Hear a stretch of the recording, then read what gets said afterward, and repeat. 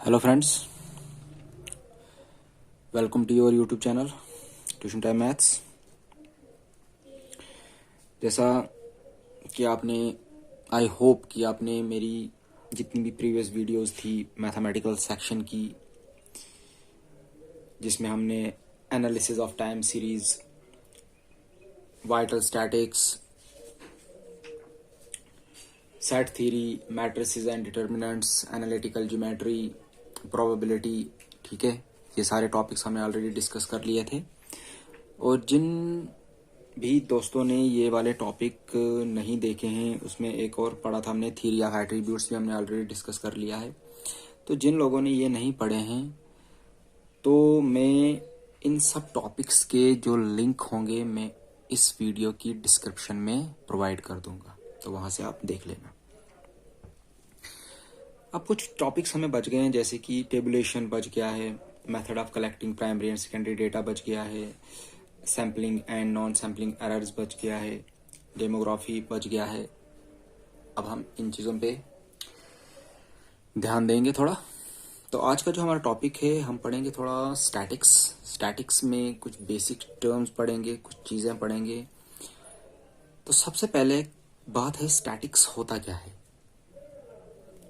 तो क्या कह रहा है, statics is study of collection, analysis, interpretation, presentation and organisation of data. बोलता है स्टैटिक्स क्या होता है, एक स्टडी होती है। क्या स्टडी करते हैं उसमें, जो हमारे पास डेटा होता है। डेटा होता है कि यूजफुल इंफॉर्मेशन होगी हमारे पास, ठीक है। उस डेटा को क्या करना है, हमें कलेक्ट करना है, इकट्ठा करना है, ठीक है, पहली बात। फिर उसका एनालिसिस करना है, फिर उसका इंटरप्रिटेशन करना है, फिर उसको प्रेजेंट करना है, ठीक है, और फिर उसको ऑर्गेनाइज करना है। ये सारे प्रोसेस को, इस सारे प्रोसेस को कहते हैं हम स्टैटिक्स, ठीक है। मैथमेटिकली कहा जाए तो statics is defined as the set of equations which are used to analyse the things. क्या कह रहा है मैथमेटिकली, बोल रहा है ये एक सेट है, इक्वेशंस का एक सेट है जो हमें किस काम आता है, किसी चीज को एनालाइज करने के लिए, ठीक। आई होप यहां तक आपको समझ आई होगी। आगे कुछ कीवर्ड्स दिए हैं इसके। Word statics is used as a singular and plural. क्या कहता है, जो स्टैटिक्स वर्ड है ना, एज अ सिंगुलर भी यूज होगा, एज ए प्लूरल भी यूज होगा। सपोज कैसे, मतलब किसी एक पर्टिकुलर किसी एक इंसान का डेटा दिया होगा, ठीक है, वो उसको भी कलेक्ट करेगा, उसको भी एनालाइज करेगा, उसको भी इंटरप्रेट करेगा, उसको भी प्रेजेंट करेगा, उसको भी ऑर्गेनाइज करेगा, ठीक है। एक कंपनी जिसमें बहुत सारे वर्कर्स होंगे, उन सब का भी, उन सब के डेटा को भी वो एनालाइज करेगा, कलेक्ट करेगा, इंटरप्रेट करेगा, प्रेजेंट करेगा, ठीक है। तो ये पहला पॉइंट था। दूसरी बात क्या रहा है, statics deals with qualitative information as well as quantitative information. बोलता है जो स्टैटिक्स है ना, वो डील करता है, बोलता है इसमें क्या क्वालिटेटिव इंफॉर्मेशन भी होगी और क्वांटिटेटिव भी होगी।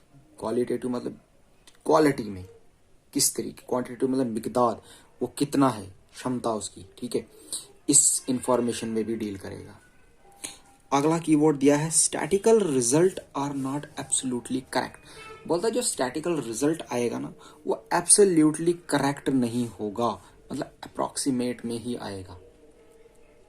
अगला कीवर्ड क्या दिया है, अ स्टैटिकल पॉपुलेशन में consist of either a finite number of items और इनफाइनाइट नंबर ऑफ आइटम्स। बोलता जो स्टैटिकल पॉपुलेशन होगी ना, वो कंसिस्ट, वो उसमें होगा, क्या होगा, इधर a finite number of item, मतलब कि जो आइटम्स होंगी उसमें या तो फाइनाइट होंगी जिनको हम गिन सकते हैं, या तो इनफाइनाइट होगी जिसको हम नहीं गिन सकते हैं, बहुत सारी होगी, ठीक है। नेक्स्ट कीवर्ड है हमारे पास द स्टेटमेंट। एक स्टेटमेंट है, statics is both a science and an art. बोलता है स्टैटिक्स जो है ना, वो एक साइंस भी है और वो एक आर्ट भी है। ये किसने कहा था, वॉज गिवन बाय टिपेट। ठीक है, ये इसने दिया था, ये इसने कहा था। अगला keyword, statics deals with data collected for specific purpose. बोलता है जो स्टैटिक्स होता है ना वो डील करता है डेटा के साथ, डेटा कलेक्ट करता है फॉर स्पेसिफिक पर्पज, किसी एक पर्टिकुलर पर्पज के लिए उसको वो कलेक्ट करता है। ठीक है, आई होप कि आपने इतना इसको अच्छे से समझा होगा कि स्टैटिक्स क्या होता है, उसमें कुछ कीवर्ड्स, इन कीवर्ड्स में आपको कोई एमसीक्यू भी आ सकता है। ठीक है, अगली चीज क्या कह रहा है, methods of representation of data. अब डेटा को रिप्रेजेंट करना है।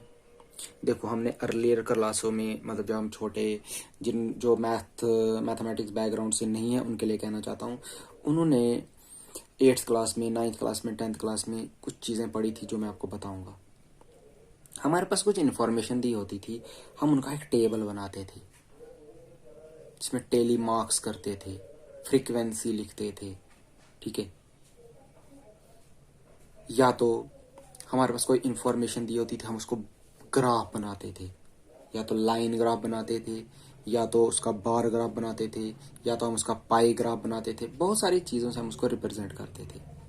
ठीक है, वही हुआ, मतलब कि मेथड्स ऑफ रिप्रेजेंटेशन, उस डेटा को रिप्रेजेंट कैसे करना है, दिखाना कैसे लोगों को। देखो एक बहुत बड़ी कंपनी है, उसमें बहुत सारे वर्कर्स हैं।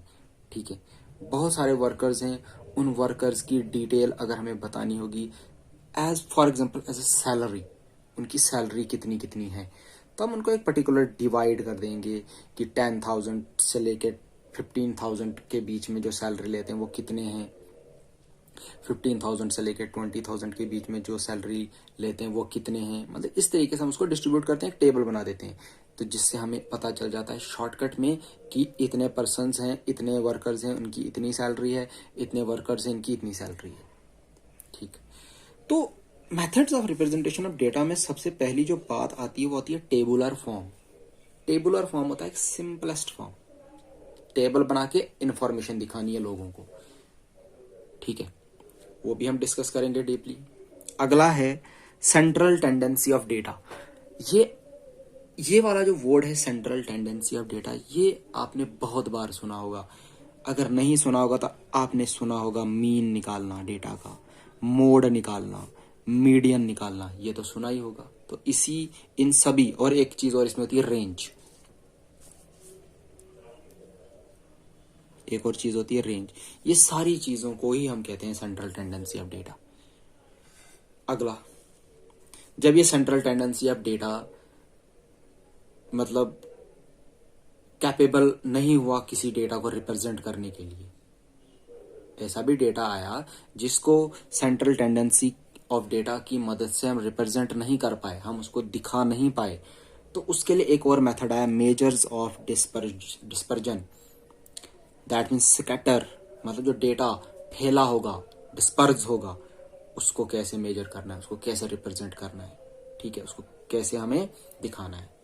तो ये 3 मेथड थे जो बहुत ही इंपॉर्टेंट मेथड थे, जिन पे हम डिस्कस करेंगे आगे आने वाली वीडियोस में।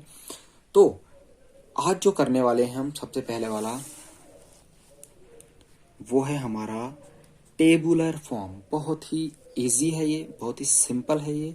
2 मिनट आप ध्यान रखेंगे। One of the simplest method use to analyse the data, data को एनालाइज करने के लिए, and to display the data, और उस डेटा को डिस्प्ले करने के लिए है हमारे पास क्या, टेबुलर फॉर्म। बहुत ही सिंपल, क्या हमारे पास डेटा को एनालाइज करने के लिए और एनालाइज करने के बाद उसको डिस्प्ले करने के लिए हमारे पास जो मेथड है वो है हमारे पास tabular form. In the tabular form you get a systematic arrangement of rows and column. और टेबुलर फॉर्म में आपको क्या मिलेगा, एक सिस्टमैटिकल अरेंजमेंट मिलेगा रोज और कॉलम्स का। इस चीज का ध्यान रखिए। ठीक है, समझ आई क्या टेबुलर फॉर्म क्या होगा, डेटा को एनालाइज करना, एनालाइज करने का उसको डिस्प्ले करना, डिस्प्ले करने का मतलब उसको दिखाना। ठीक है, जैसे कि हमारे पास बहुत सारी कंपनीज हैं आजकल, रेडमी है, नोकिया है, सैमसंग है, इंटेक्स है, रियलमी, ओप्पो, बहुत सारी कंपनियां। उन कंपनी के जो मतलब कि जो मोबाइल वो बेचते हैं, मोबाइल वो बेच रहे हैं, वो कितने बेच रहे हैं। ठीक है, हम अगर पर 1000 रखें वो कितना बेच रहे हैं। तो अब देखो हमने सबका लिख दिया है, 2010 में कुछ भी लिख सकते हैं, 2020 में कुछ भी 2010 में, 11 में, 12 में, 13 14 में कुछ भी लिख सकते हैं ना। तो मतलब वो मोबाइल बेच रहे हैं, बट हमें अब ये बहुत ही बर्डन होगा इसको समझने के लिए। अगर इसी इन्फॉर्मेशन को हमने टेबल में रिप्रेजेंट कर देंगे तो उसके लिए हमें आसान लगेगा। देखते हैं कैसे। तो इस तरीके का क्या मेरिट है, फायदा क्या मिलेगा, क्या कह रहा है, इट इज वेरी एक्यूरेट, बहुत ही एक्यूरेट है ये, इसमें कोई गलती की संभावना नहीं होगी। It is very easy method to display data, और ये बहुत ही आसान मेथड है जिससे हम डेटा को डिस्प्ले कर देते हैं। डीमेरिट्स भी हैं कुछ। It is time consuming method, ये बहुत ही टाइम कंज्यूमिंग मेथड है, मतलब इसको करने में हमें थोड़ा टाइम ज़्यादा लग सकता है। ठीक है, अब एक एग्जाम्पल लेते हैं।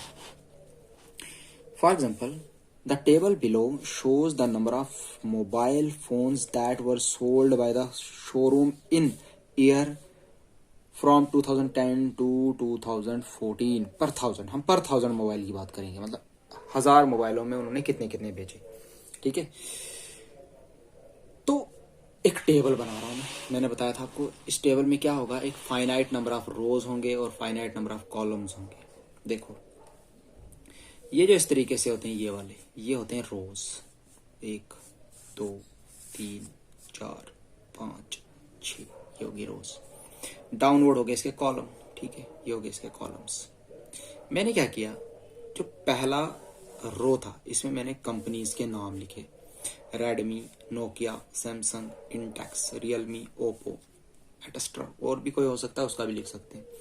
और डाउनवर्ड जो पहला है उसमें लिखा मैंने 2001, 10, 11, 12, 13 एंड 14, मतलब यहाँ से ईयर मेंशन किया, यहाँ से कंपनी के नाम।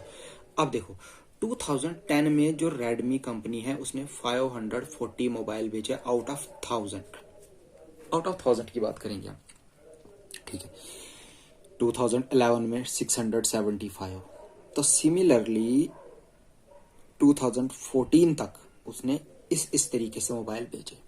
अब देखो यही इन्फॉर्मेशन अगर लिखा होता कहीं पे कि एक कंपनी है जिसका नाम रेडमी है, उसने 2010 में 540 मोबाइल बेचे, उसके बाद उसने 2011 में 675 बेचे, 2012 में 650 बेचे, 2013 में उसने 700 बेचे और 2014 में उसने 800 बेचे। तो उसमें एक डिटेल लिखी होती, उसको मैं समझता तो समझते समझते मुझे बहुत टाइम लगता।